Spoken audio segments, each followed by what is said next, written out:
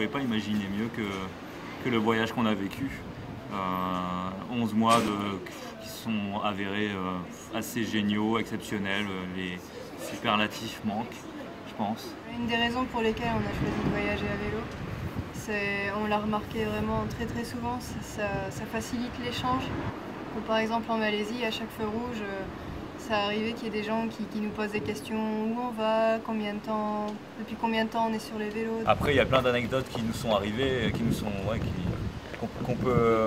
qu'on peut raconter, mais ça va durer bien longtemps. Alors il y a celle de ce monsieur serbe chez qui on a dormi. Florence lui dit, est-ce qu'on peut pas dormir dans votre jardin, planter la tente dans votre jardin? Et hop, c'est parti, on met la tente dans le jardin. Et puis là, il nous voit de loin, il nous dit, ah non, je peux pas les laisser là.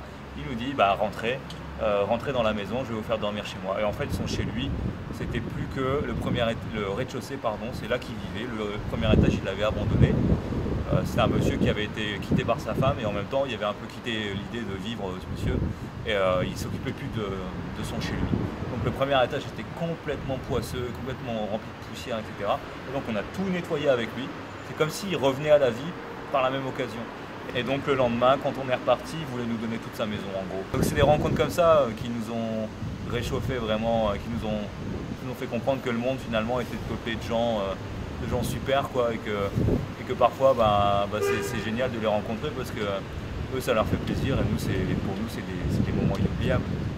Donc devant tant de confiance et tant de générosité, ça s'est répété assez souvent en plus, on a commencé je pense à devenir moins méfiant et puis à se dire que finalement il y a vraiment une très très très grande majorité des personnes sur cette planète qui sont accueillantes, qui sont vraiment plein de bonnes intentions.